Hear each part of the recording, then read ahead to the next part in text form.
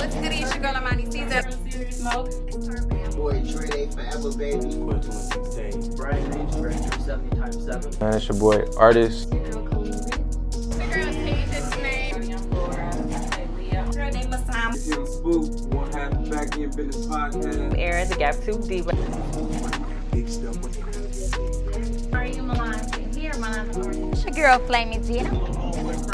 This Auntie P again. Boy, Lou. Ebony, aka Ebony with an I. I'm from the Big Head Radio Show, and I'm With the King Teeth Network, huh? So I was raised in church, didn't like it because our church was right across the street from the corner store. Mm-hmm. So, you know, you have people hanging out in front of the corner store, and here, you know, my mom, you having us in suits, Vaseline on the face, everything. We was good. Our faces were shining crazy. So it's like I was trying to rush into church like ASAP, man. So that's where it started, and then it progressed on to like where I actually started to, you know, it's not just my mother's faith. It started to become like more personal. So that's where it started, yeah. And yeah, we talked about this kind of previous before we sat down about how it kind of shifted from you grew up in the church, but then it became your faith after certain things happened. But I would love to go, because I want to come back to that. I would love to go to when you hit high school and you hit college and your faith starts to get tested and you have to really buckle down and say, this is the path I'm starting to go. So you're starting to play football. You're super, I mean, we're going to get into his, because he we're going to just come out and say, he was better than me. He doesn't like, he loves to say it when I was younger. I never let him say it, because I wasn't done. But we finished. He did play for the University of Delaware State, HBCU. But I want to speak on high school and kind of how it kind of started to shift from you being not really known to being known, but then you still living by your faith, because that was kind of a battle for you, right? Okay, yeah. High school, I wasn't really living by my faith, you know, because high school, we lived in a community, you know, Lakeview, where like high school football, high school basketball players were normally the most popular kids, you know, because just real quick, you know how in Cleveland you got the Browns. So the Browns, you know, you could like go to Brown Stadium. You could, depending on where you live, ride your bike up there. You could like, it's close. But take, for instance, in New York, you know, the Jets and the Giants actually play in New Jersey. Wow. They play in East Rutherford, New Jersey. So if you live in the Bronx, like over the George Washington Bridge, you're good. But like I stayed on Long Island by Queens.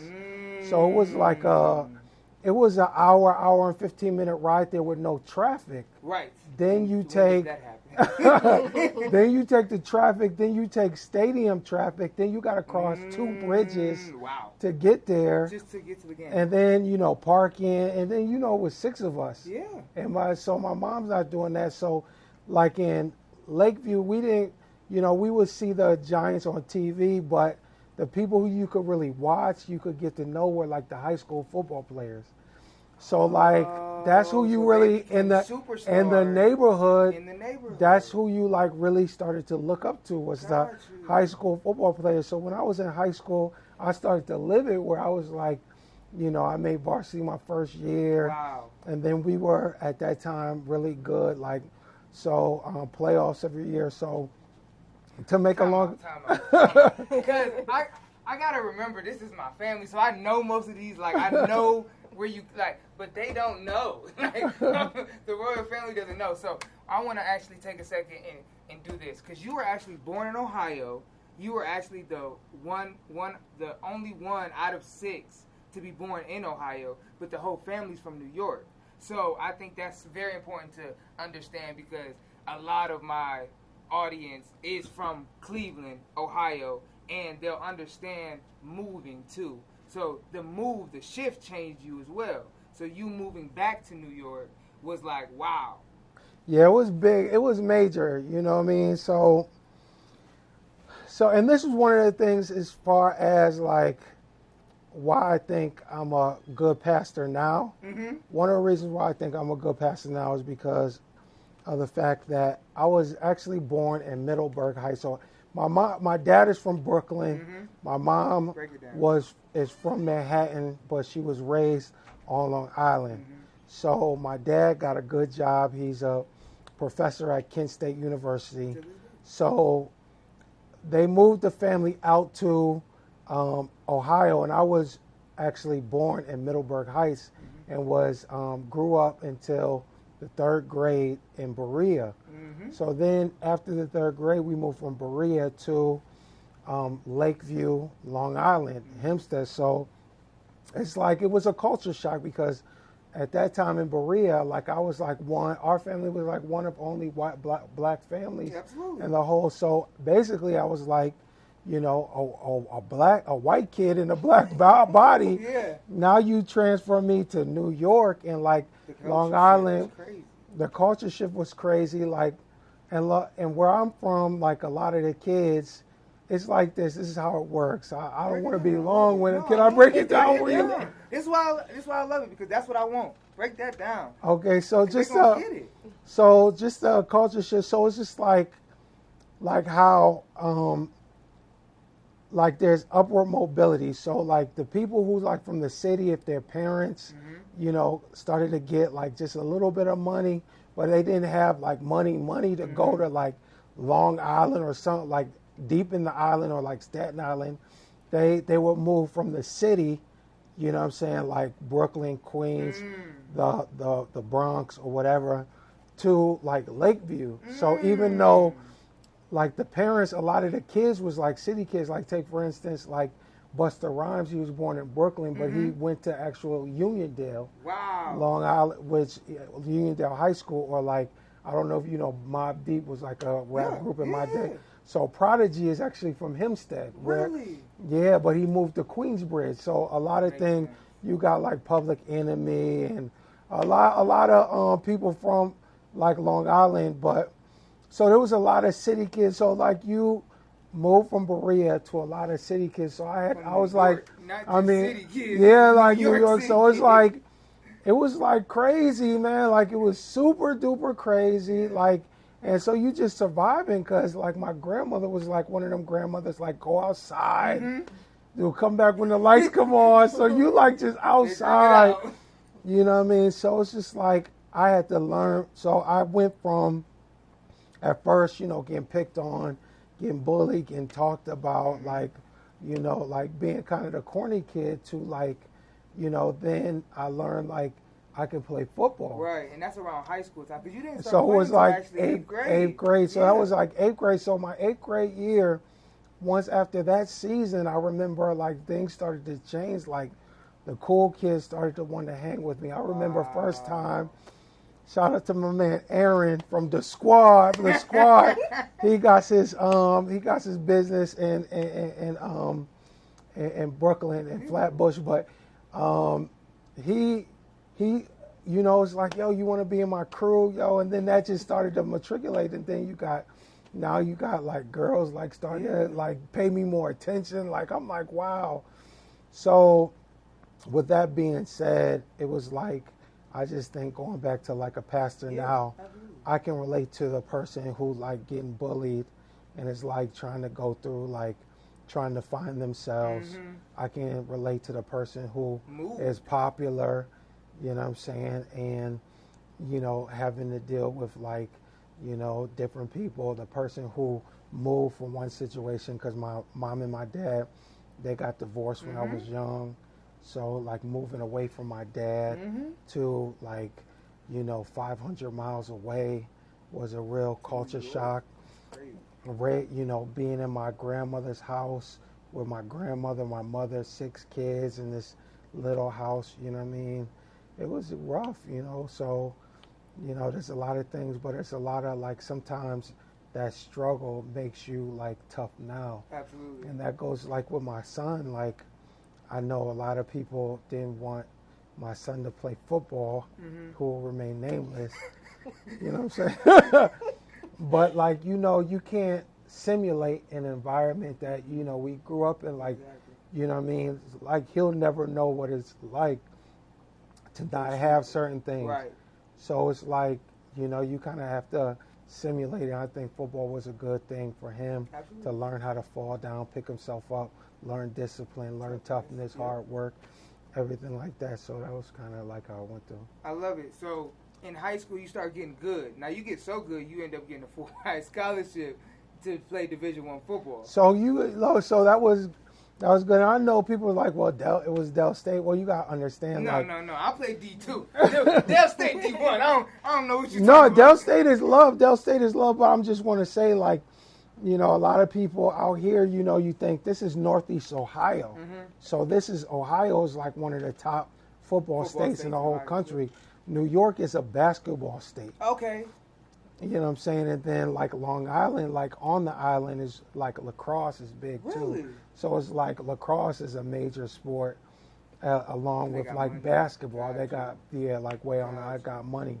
So, like, to be good enough at football to gain a full scholarship to a Division I college was, like, for where we was at, major. Yeah. You know what I'm saying? Absolutely. So take that us was through big. that senior year a little bit.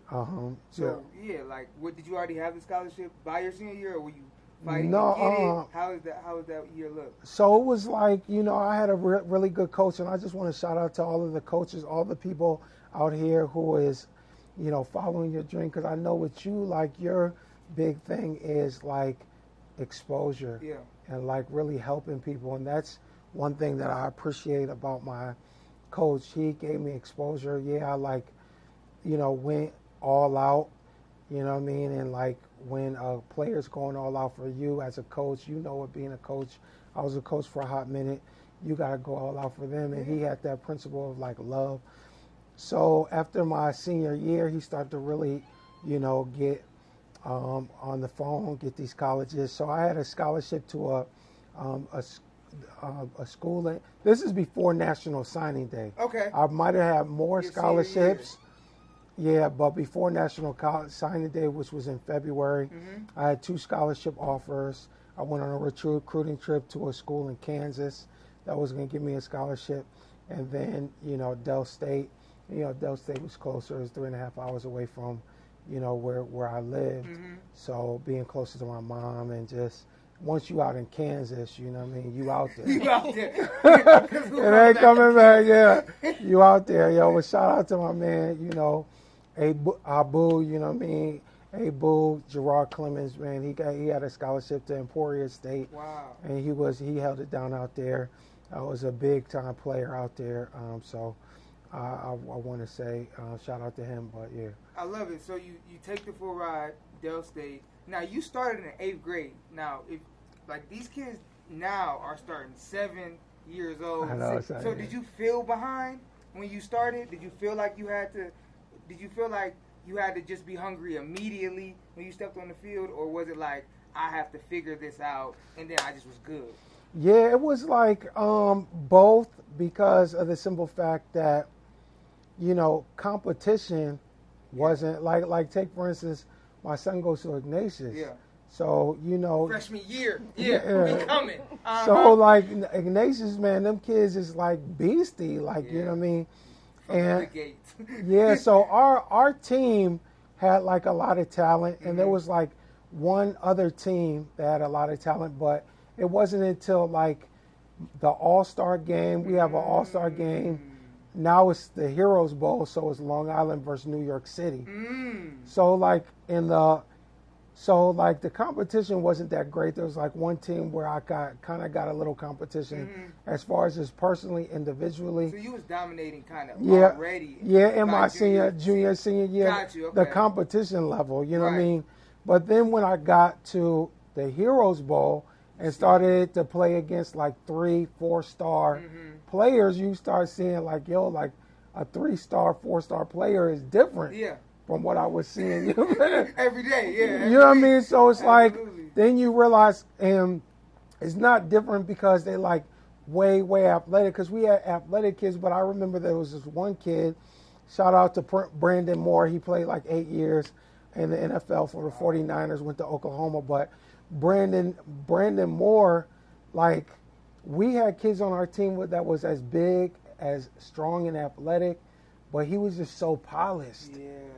Like he played, like he had skills like a college player, like, and just having that experience, having that polish, Yeah. you know what I'm saying, having that, like, knowing how to read, knowing how to step, knowing how to react. He played, so it was just a different level. Some kids was like super explosive, so it was like both. I wish I would have played earlier, but then I'm not mad because, you know, football beats up in your body. Yeah. And then, you know, some of these teams out here, you know, I heard, well, like one of my players, you know, he's in college now, but he played, like, there was like over like 30, you know, Muni League games.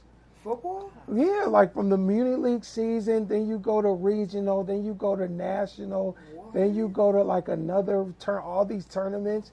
Yeah, they be playing a lot of games. Like and basketball. yeah, so, you know, like the beating up on your body, It's real. it can be real, you know what I mean? But, you know, so it's different. I love it. So you go to Dale State.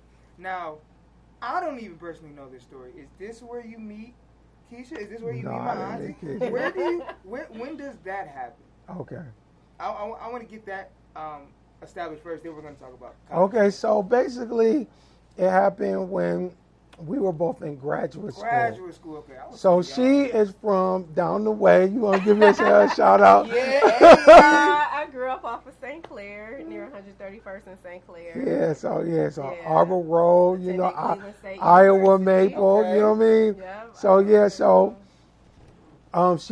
She went to college here, then she went to law school in Virginia. Got you. Okay. You know, and then I went to college at Del State, then I went to seminary in Virginia at a school called Regent University. Wow. So it just has, so the law students have their own library at the time. It's the law library. But for some reason, she was just down at the regular library. So, you know what I mean? I see her and I just started talking to her, you know. She was mesmerized by my New York swag, you know what I mean? You know, she was all like, so I started talking to her, whatever, and, you know, she was digging me. You wasn't feeling me, though. Okay, well, first of all, Here we go, bro. Let's get the Here real. we go, I bro. was in the general library because I You wanted were? to take a break from the law library. I was there all the time, trying to do my work, trying to read, got my computer, my books, everything out, and you come and walk up to me like you know me, talking to me. I'm like, oh wow, I'm trying to do my work. You know, he's like, hey, you know, I'm looking for my study group. Then he's like, come find my study. I got my eyes red. I'm like, what? No, but then what did you say? You went home to your roommate like, I think I met someone. Look at you. I think I met someone. Oh my God. Come on, Not man. after that I first love time, it. but that was our And then, first okay, encounter. so then she had, when she was studying, the first time I met her, she had her glasses on, she had a ponytail, she had her, you know, books, laptop out. Next time I see her, why her hair done? No glasses. Okay. Looking good. Like, I'm like, oh. Hey, okay. Oh, really? You know what I mean? You know what I mean? I'm like, oh, really? Yeah. Yo. Oh, Can I get, you know, got that number real quick? Well, let me tell the quick story about how he got the number. So we knew a lady, we had a mutual friend, and she was actually from Cleveland, right? Nice lady. So he comes up to me like, you know, so-and-so is my friend. Is it okay if I ask her for your number? I'm like, why you want to ask her? I'll give you my number. Okay. Because you don't want to be rejected. Off to the side. So, yo, if you don't want mine, give me her. So she said, no, you can't get my number from your friend. So she really was like trying to block her friend, not me. But if I just put myself out there, so I had to make sure I just had to You had to make sure. you know what I mean? Come in the back way. But you gave me that number, though, real, you know what I'm saying?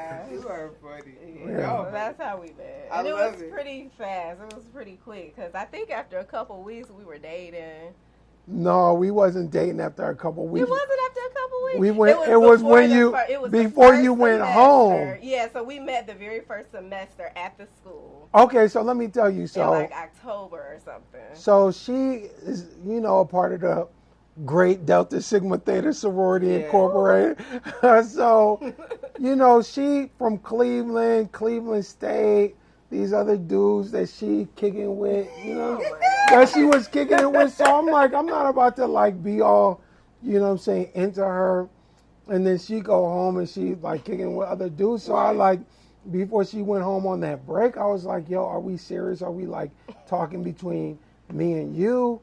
Or are we just friends? Yeah. Because if we just friends, then that means that we all can talk to everybody. Right. And at least you know. You know what I mean? And I know if you talking, I'm not gonna just be sitting there, Sad. sad, and you up here just kicking it, having fun at Having a home. great time at the house. You know what I mean? So then You she had to was lock like, it yeah. down. You that's had it. to lock it down So before you left. then we agreed that we would just be kind of exclusive. Aw.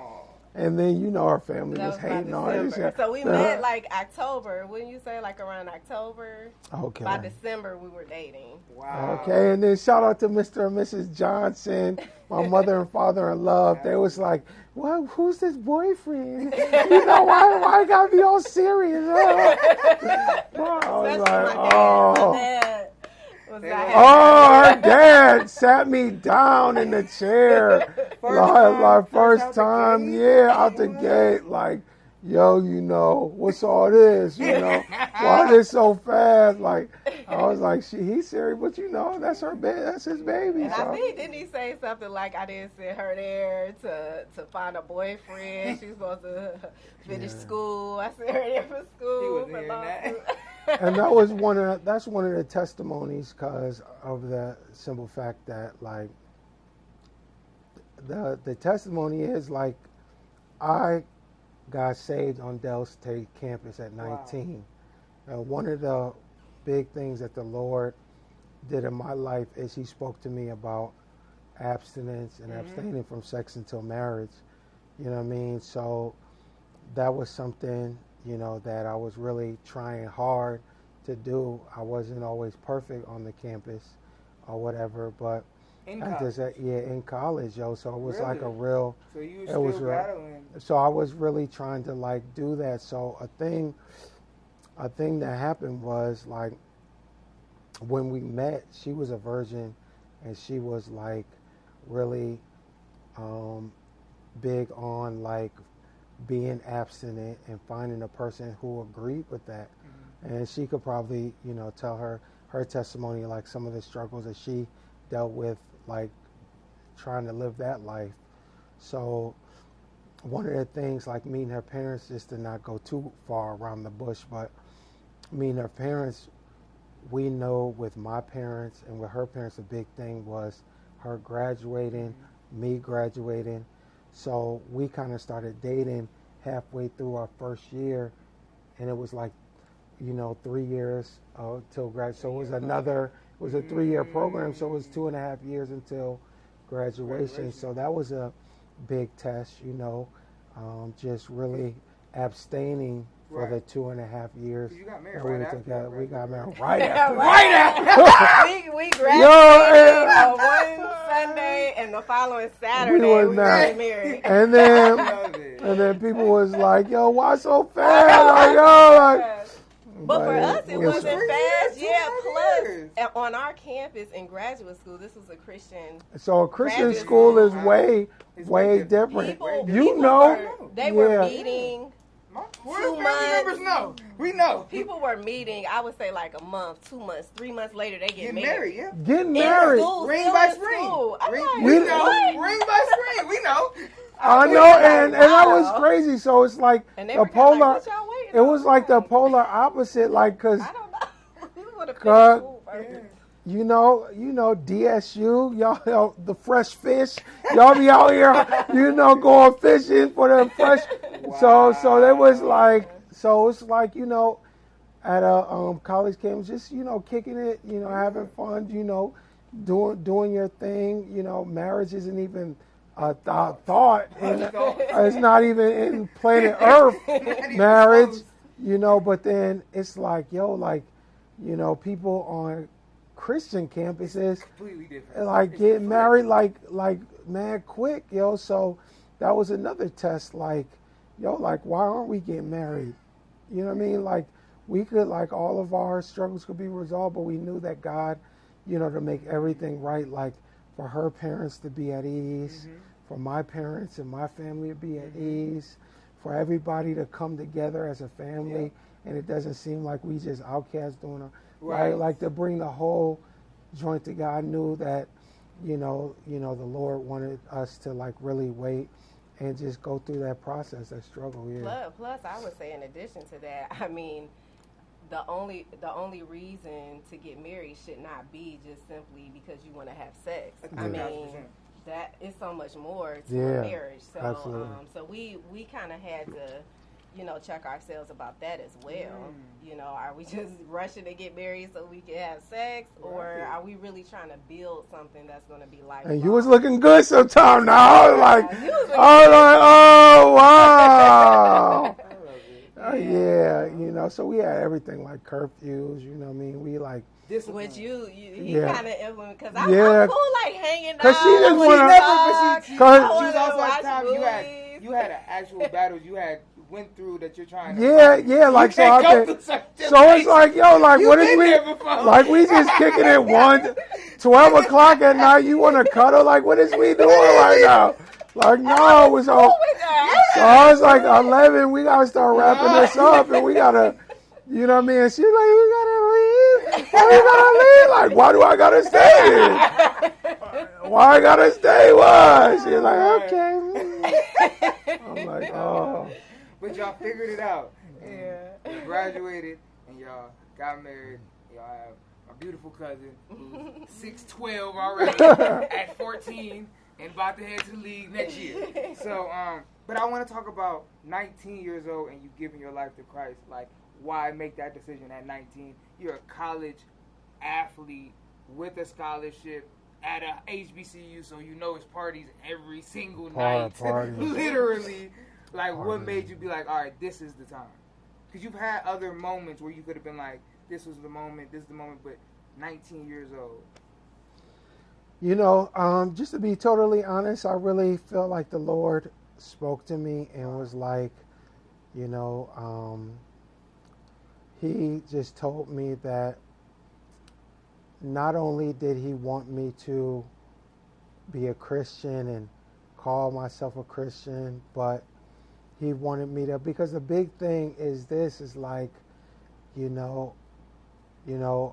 just hypocrisy. You know? I don't feel like it was just a situation where the Lord wanted to be me to be out there in the public, but somebody who wasn't considered a hypocrite.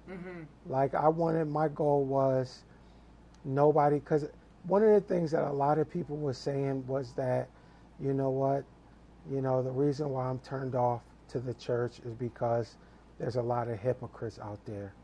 And then I heard a lot of people say things like, like, I don't really know any real Christians. I'm turned off to the church because I don't know any real Christians. And that really penetrated my heart. Like, I don't want people to know me and say that they never met a real Christian. I wanted to, even though I'm not perfect, even though I made mistakes, even though that they can really say, well, he's really sincere. Like, he's really trying to live this according to what, a Christian is supposed to be, And that's just my, and at 19, and it's like, that step, but at the end of the day, it's like, it was rough, but it paid off, man, because of the simple fact we've been married for 18 years, more than 18 years. That's beautiful. I never cheated on her from the day that we met until now. Never raised my hands to her. We never got mad at each other, cussed each other out. We never did that. You know, Yeah, we have got mad at each other. We got mad at each we other. have had heated yeah, we got mad at each discussions with other. Paulo, but Yeah. yeah, not the cussing each other Yeah, out. somebody makes another person mad more than others. Oh boy. You know you've been married for a while. They got insides and all. No, but yeah. So I mean, like, we're not perfect, but it paid off. Like, in like this is like we're happily married. Yeah. You know, and like all together, we've been together for, like I said, 20 years and 9 months, so almost half of our lives. And like it's crazy because I was just talking, because there's people that I met when they was 5 years old. Now Christopher was 29. Yeah. Well, is he? Like 26. Around there. Yeah, he With got to his be own 20. family. If he's 5, if he was 5, he has to be like 20, Yeah. 26. So it's like grown, man. Yeah. There was like little kids, now they're grown, Yeah. and it's like Literally. you know. Yeah. Like I was a kid. Even you, when I yeah. know, yeah, like little I baby. never forget when I walked into your apartment, or your place at Delaware State. Like I only went one time. I'll never Okay. forget it though. Oh, I was so little. No, you went on a recruiting trip. You remember you Oh went to the yeah, game? yeah. So I went on a recruiting trip, but I was when I was little, when you were still Okay, playing. yeah. I went to your Yeah. apartment. Okay. Yeah, it was crazy. Yeah, The so trip was amazing. yeah, so it was good, man. But yeah, so that's kind of how it went down. Okay, so from 19 to you graduate and you make the decision to go and this is at 19, do you make the decision to become a pastor?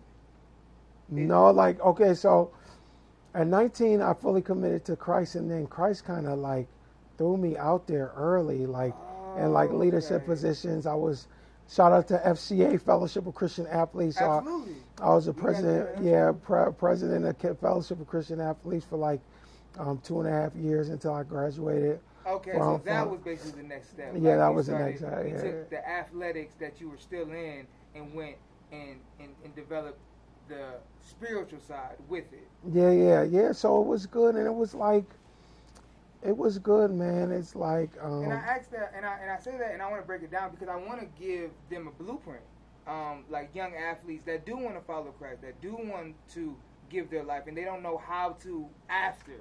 Like anybody can have that moment when it's all quiet in the sanctuary, and the doors of the church have been open, and you can walk up, you can have that moment. But what do you do after? What's the steps? Who do you go talk to? Who do you connect with? FCA, like if you're an athlete and you're in college and you do want to follow Christ, FCA is great. So I just wanted to give them a blueprint. Yeah, FCA is great. Yeah, that's definitely a blueprint. Obviously, if you want to follow Christ, I would say, and you're really serious, first thing when you're young, have a vision, man. Because if you don't have a vision of like, a God-given vision of like where God wants to take you, where God wants to bring you, as far as relationships, as far as your life, as far as your work, then if you just kind of going day to day, then you kind of like lose track of like, why am I doing this? Really? Everybody's partying, everybody's kicking, everybody's having fun. So why am I in here? If you kind of just going day to day, so like first having vision, you have to always get in your word, like really, because the Bible says that the word is going to keep you in that storm, in that temptation. Another thing, prayer, really get that intimate relationship with the Lord. Take the challenge, but you definitely get into like a ministry on campus, a small group, a church that has good small groups for young adults. Something where, because why are small groups so important? Because I think that's so important. I think that's key, honestly. it's crazy because people don't realize that Jesus was a young adult when he died. Right. You know what I mean? Like when people think of the church, they think of a lot of older people. All my older people, seasoned. You know what I'm saying? A lot of seasoned people who, in the Bible is kind of old, outdated, irrelevant, or whatever. They hooping out. So they assume Jesus must have been mad old when he died, but no, Jesus was young. He was 30, when he started his ministry, and it lasted 3 years, and he was 33. So it's like he was a young adult, you know what I'm saying? And being able to get with other young adults, I think, is important. So you can see somebody your age trying. Now, don't get me wrong. There's going to be seasons where you're going to feel lonely because of the simple fact that, you know, some people, when you're trying to go higher, they want to drag you down. You know what I mean? So, you know, they want to be like, why are you doing this? Come kick it. Let's drink. Let's smoke. Let's party. Let's do that. And I'm not trying to talk about anybody or whatever, but it's like, like sometimes you have to just distance yourself from certain people if you really serious, and then, you know, really pray and get around some people who are trying to live. And then also get some mature people in your life that you respect. You know, like somebody like who is at a different level, because as you know, how you was talking about me with the podcast, you know, how can you go to another level if you the highest person in your level? Exactly. So you got, I mean, the top podcasts and all of what, you know what I'm saying? What is it? Ohio? Ohio, top podcast in Ohio. Number one in Cleveland. Number one, now number one. Lying in the church right here. You know what I mean? But if all you're doing is looking at the other podcasts in Cleveland, Right. how would you know how to grow? So you also not only get around people your age on your level, you know, check with people who are a level or two higher that can help bring you up, you know, and give you the way, pass on the knowledge, the way to go up to that next level that you want to, just like how you're doing. 10,000%. I love how you broke that down. That's exactly like a step by step that they could do to feel like they're getting more engaged. Because I feel like it's a feeling too. Because you want to feel like, okay, I've given my life. Now what? How is this supposed to feel? What am I supposed to be doing every day? Who am I supposed to be talking to? So thank you. That was perfect. And just, can I say one more thing? I just want to say something for the younger viewers, because I know church isn't the most popular place in the world right now. But the Bible says this. The Bible says that Christ said that, you know, on this rock, the rock was Christ. He was talking to one of his disciples, Peter. I'm not trying to give you a sermon. But basically he says, I will build my church and the gates of hell will not prevail against it.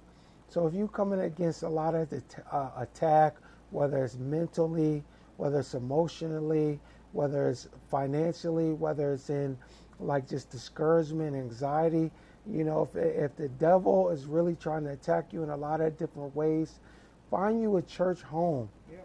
You know, find you a place where you could be rooted and grounded, people who love you, people who will cover you in prayer, people who will encourage you, people who are trying to go the same path. You know, it's just like this, you know, like we may not always agree. We may fuss, we may fight, but we still family. Absolutely. You know what I'm saying? We all trying to head in the same direction. Absolutely. So that's kind of what I want to say. I love it. Now I want to go and kind of skip forward, and you've gotten into basically full-time studying ministry. So you're in school, you graduated from Delaware State, and you go to it's Virginia, right? Yeah, Regent University in Virginia Beach. Yeah. So, and you're there for the next 3 years. 3 years. Studying what exactly? So I got a master's in theology. Master's in theology, and what does that do for a pastor or a want to be pastor at the time? Okay, so the thing is this, it's just like,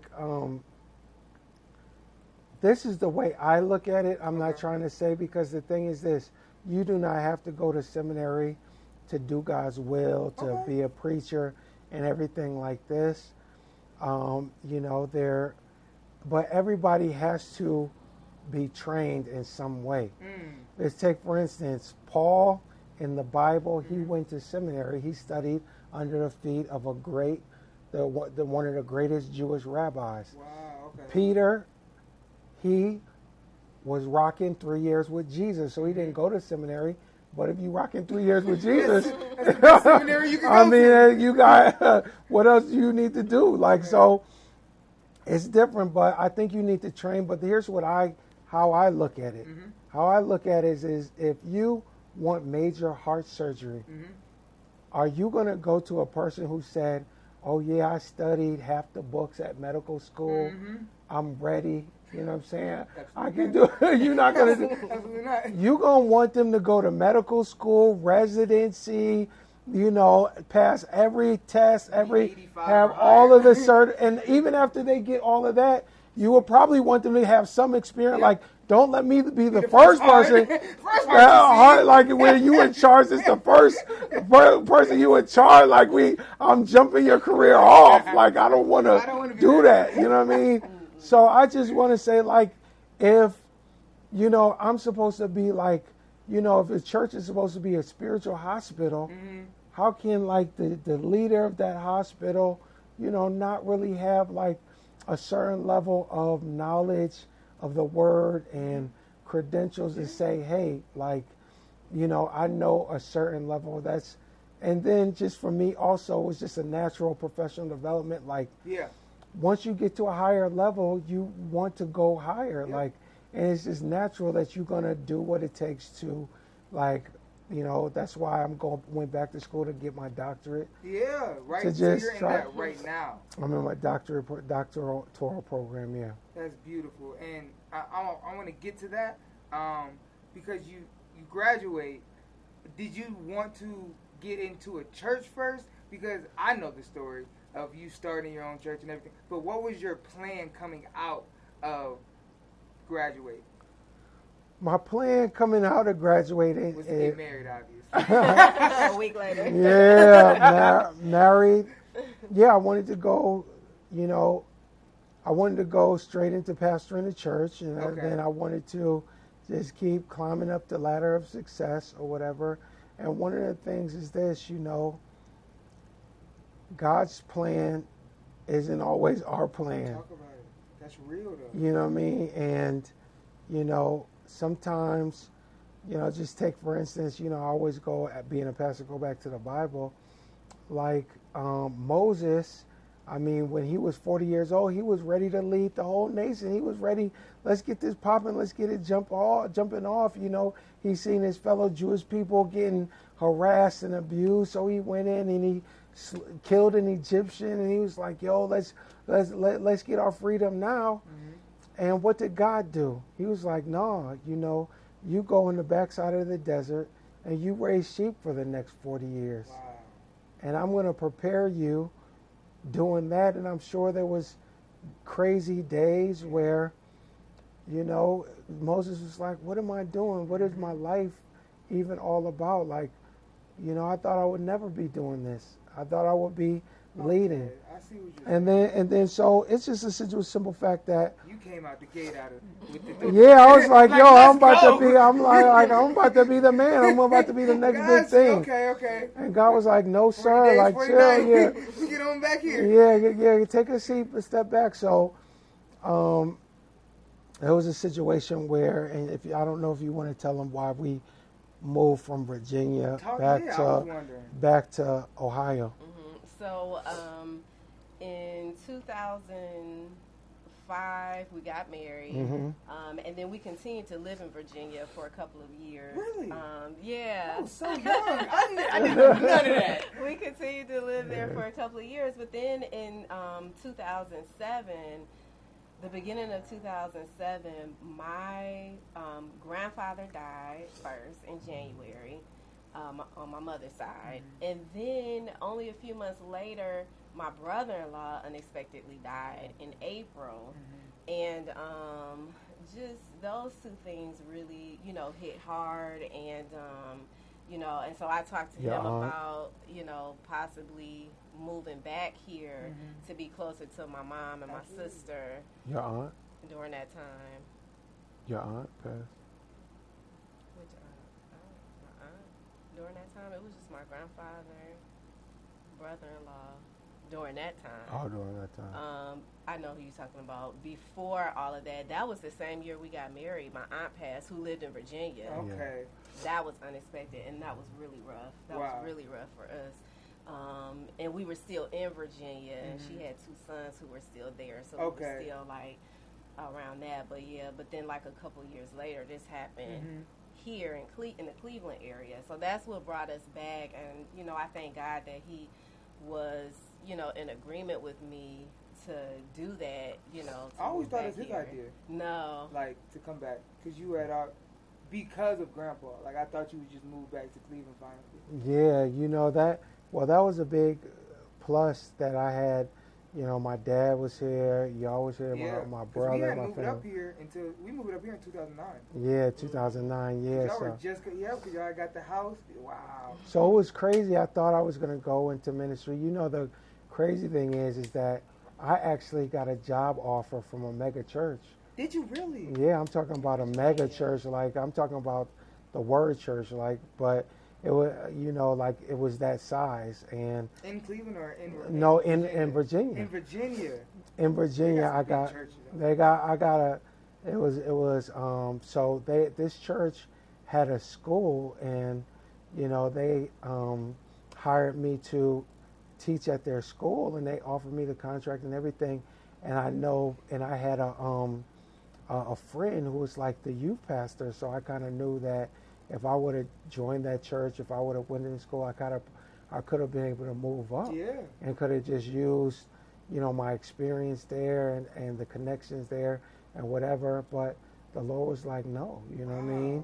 So I had to turn down a contract, you know, to work for a mega church, you know, and I came back here. Goals and dreams, right? Yeah, that's something I've heard since I was younger. Yeah, that was a dream, especially back then.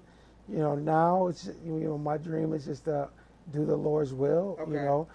But, you know, so I went from that to coming back here, working at area temps, just trying to, you know, because we moving into her parents' house, and you don't want to be a freeloader. Right. So I'm like, you're a worker. That's what yeah. So I had to. I knew. So it's like I was working these temp jobs, every job I'm talking about, whether filling up trucks, selling materials, you know what I mean, cutting fruit. What was your original degree in at Delaware State? It was in phys ed. Okay, so that's where the teaching comes in. Yeah, later. so I came here, and then I, you know, was also, while I was working on my other time, I was studying to get my teaching license. Wow, okay. Because you got to take 2 tests. You take the phys ed test, which that was easy, but every teacher, whether you like a physics teacher or a phys ed teacher, you got to take like the teacher's exam, the state teacher's exam, called the PLT at that time. So I was like, you know, I had like 20, 30 books studying for that exam. And then, you know, became a substitute teacher. Yeah. So substitute teacher is worse than a teacher. Yep. Because you get no respect. No respect. Whatsoever. So you got to go hard. And you know me, you know, just being a football player, you like, well, you know, I'm tough enough to go anywhere, so I'm going everywhere in Cleveland. You know what I'm saying? No matter where. You know what I mean? So it's like, that was another thing that I finally, you know, got a break. Shout out to John Hay High School. Shout out to Coach Cepeda from the John Hay Hornets. You know, gave me my first opportunity coaching. Also gave me, you know, helped me get into John Hay to be a phys ed teacher. Wow. So that was your first coaching and phys ed job full time. Yeah. Wow. Yeah, it's crazy. That's the reason why I went to John Hay, people. Y'all didn't know. It's this guy.